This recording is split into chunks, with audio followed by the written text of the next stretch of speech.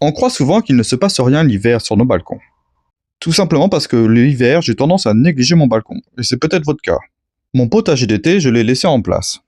Comme vous pouvez le voir, il y a encore les pieds de tomates dans leur pot, et j'ai même pas balayé le sol. Donc aujourd'hui, avant de tout nettoyer avant que le printemps n'arrive, on va faire un peu d'observation sur ce balcon. L'objectif est de voir ce qui a fonctionné, ce qui n'a pas marché, et ainsi d'améliorer ou d'affiner notre pratique.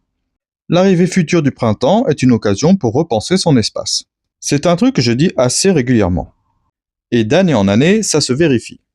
Malgré les années de culture ici, je remets en cause régulièrement mon organisation. Comme vous pouvez le voir, au milieu des cultures qui redémarrent, j'ai laissé plein de matière sèche. Et cette matière sèche est un refuge pour les habitants de mon balcon. La question qui se pose après, c'est la gestion de ces habitants. Comment cohabiter avec eux? Parce que oui, on aime la biodiversité, surtout quand on est là dans un espace complètement artificiel, mais cette biodiversité, il faut savoir la gérer. Alors typiquement, je vais vous montrer un truc qu'on ne dit pas en jardinage. Voilà, je vais vous montrer mon problème. Voilà. Les soi-disant auxiliaires du jardin, les cloportes. Je suis sur balcon, dans des bacs. Les bacs, qu'est-ce que c'est? C'est du sol, mais c'est un circuit fermé. J'ai reconstitué un sol, mais en circuit fermé. Mes auxiliaires, soi-disant, ils n'ont pas de prédateurs. Ils ont archi de la matière à décomposer.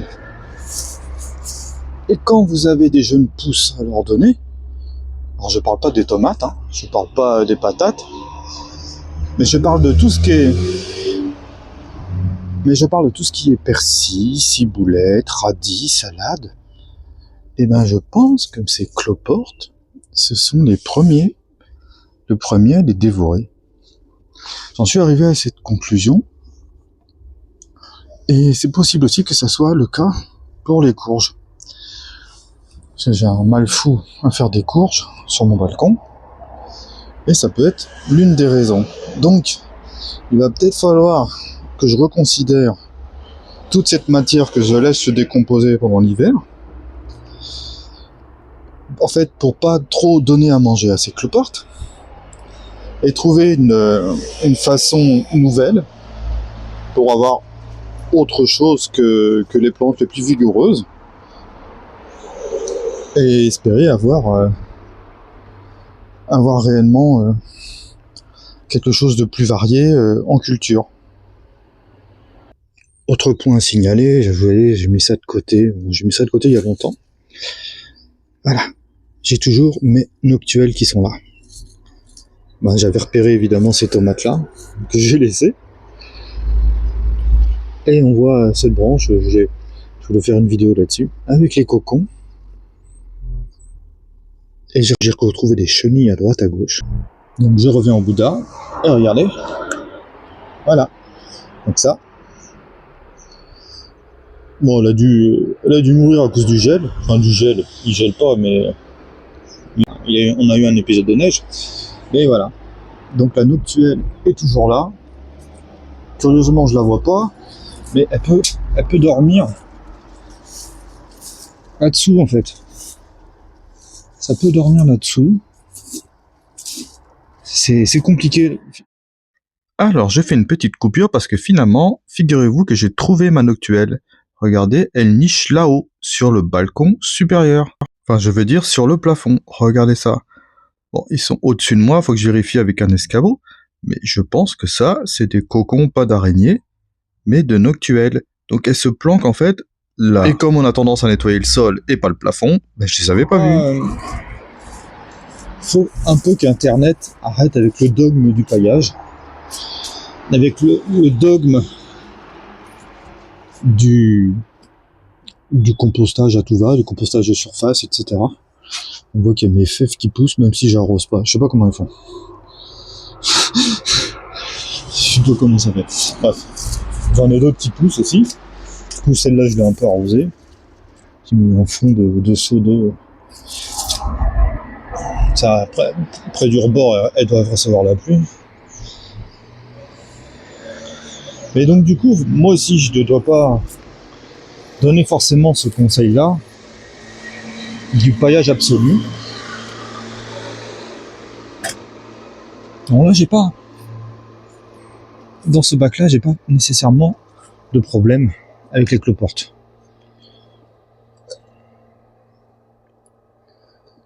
Ça dépend. J'ai plusieurs écosystèmes. Faut vraiment réfléchir en écosystème. Par exemple, un bac tout simple, là, jardinière toute simple, y a rien. Enfin, je veux dire, c'est sec. J'ai pas de bestioles particulières qui viennent me déranger. Et par contre, quand il pleut, on voit sortir tous les petits copains. Bonjour vous. Alors là, vous voyez, ils sont deux et ils profitent des herbes qui poussent ici. Et si je vais à l'autre bout du balcon, dans ce bac-là, regardez, ça soit peut-être pas forcément là, voyez, au milieu de la paille, des petites limaces qui sortent. Et il est probable qu'il y en ait ici. On va voir. Et non.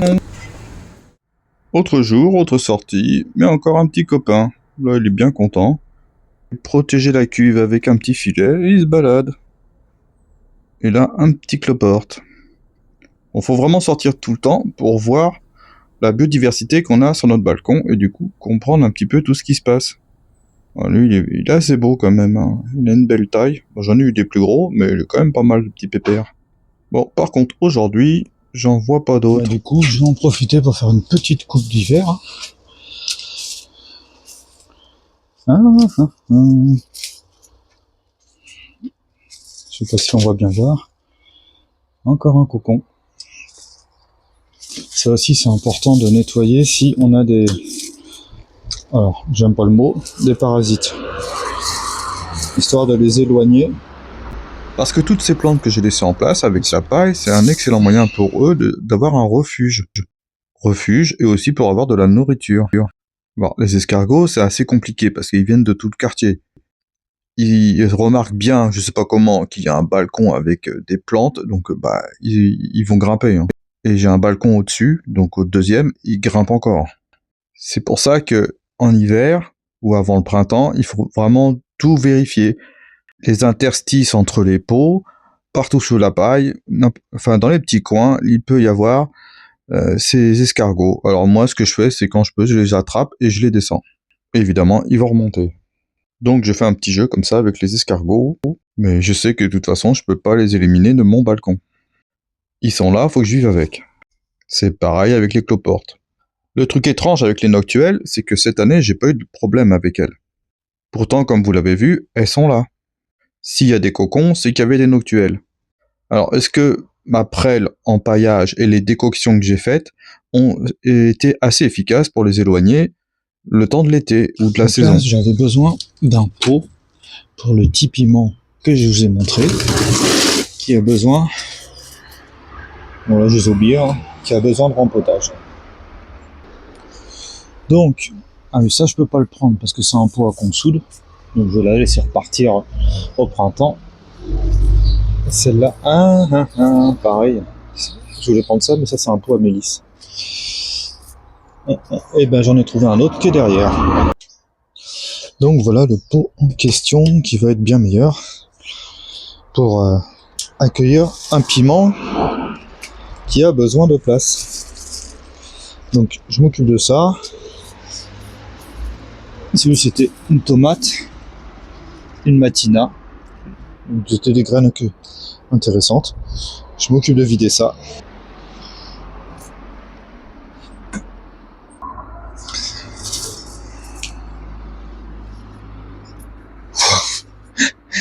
Pied de pomme de terre. Je ne sais pas ce qu'on va voir à la caméra, mais moi ce que je vois c'est qu'il y a déjà plein de bestioles. Et c'est pas étonnant que je ramène des mouches à la maison si je ramène les pots de l'extérieur. C'est ça le problème quand on vit en appartement et qu'on cultive sur balcon. Donc c'est pas, je ne veux pas être la cause d'une infestation dans l'appart. Ça paraît logique. Donc ça, on va vider. Autre problème chez moi, les escargots, vous voyez, ils se reproduisent. Je vous ai déjà montré sur des vidéos qu'on en trouvait des gros. Et moi, j'ai une véritable colonie d'escargots. Et ça me bouffe mes tentatives de salade. Ça me bouffe tout ce qui est épinards et oseille, etc. Les autres galères qu'on a sur le balcon proviennent aussi de la difficulté pour exécuter des tâches vachement simples comme nettoyer un pot. Alors certains peuvent descendre par exemple dans la cour de l'immeuble ou ce genre de choses, mais quand même en général c'est pas génial. Si on fait ça dans la douche ou la salle de bain, on peut boucher. Donc moi je fais ça dans une grande cuve et après l'eau va me servir pour arroser. C'est pas le meilleur nettoyage, mais au moins je vais au moins enlever tout le gros qui reste collé à la surface et ça va peut-être m'aider à réguler ou à réduire les maladies et les infestations de par exemple de cloportes ou n'importe quoi d'autre. De toute façon, faut toujours surveiller. En conclusion, je dirais que j'essaye de vivre avec cette biodiversité. Même si je constate que certaines vies me gênent, je ne peux pas vivre sans. Cultiver sur un balcon aseptisé, ça me donne pas du tout envie. Parce que naturellement, les cloportes ne sont pas des ennemis, ce sont des recycleurs. Ils décomposent la matière organique. C'est plus leur nombre qui me pose problème. Pendant l'hiver, les micro-organismes travaillent encore, il y a des champignons qui décomposent la matière, il y a aussi les vers de terre et tous les animaux qui vivent dans le sol, qui sont là pour le travailler, pour l'aérer et pour l'enrichir. Préparer le printemps, c'est donc essayer de vivre en harmonie avec toute cette vie.